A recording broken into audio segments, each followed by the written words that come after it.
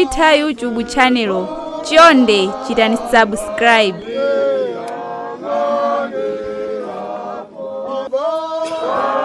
Ulendo wa Dolika, mwana wanga, zona wapita, zona wagona Dolika.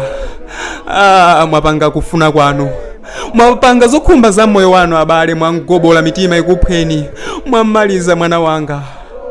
Wandisiya pazuwa Dolika, Dolika, ukandiperekere moni kwandiuzani, osayiwalanso amofati ndi malume yako Thugo. Wandisiya pazuwa Dolika mwana wanga. Inu Dolika adayamba ngati nyimbo Dolika mvekere, koma ama ine mutu, ine koma mmimbamo, ine nditi mapaziwa ama, ngati nyimbo Dolika, ngati nyimbo Dolika. Lero Dolika ndi ulendo, lero Dolika ndi ulendo. Mwana mapazi adali chitupire, kunja kukada timakhalira kuwanyika m'madzi, akudandaula kuti akumutentha moto mapaziwo. Zonsezi kambaka zomupondesa zona, mimba mumakhalira kumupotokola. Mwana wanga osapuma ululu, ine nkumati mwina tumutu wasikira mmimba, koma ayi ndithu mwachita kufuna kwanu. Lero Dolika ndi ulendo, lero Dolika ndi ulendo. Amasanze bwanji zachikasu mwana wanga, amasanze bwanji zachikasu mwana wanga, kunja kulibe mitambo, komanso chonsecho sadya nkhanu. Ine nkumaziwa ndithu kuti izitu ndi ntchofu izi wachita kuponyeredwa mwana wangayu, izi ndi ntchofu izi achita kumuponyera. Lero mwamupotokola mukondwe abale Dolika o, abale Dolika o. Mwana kuti adye kumangosanza, mwana kuti adye kumangosanza, Dolika kuti adye kusanza kumufusa ndi chiyani mwana wanga. Ali ama chinthu chayima pakhosipa, inu zona chili chinthu chomutchera pakhosi kuti asamadye. Mimba chisekukire mpaka na mwezi kutha, mpwerere okhaokha mwana wanga ngati khombwani. Ine nkumati mwina tukusegula kumutu wasikira mmimba, koma zona zili zilengo zomulengera inu.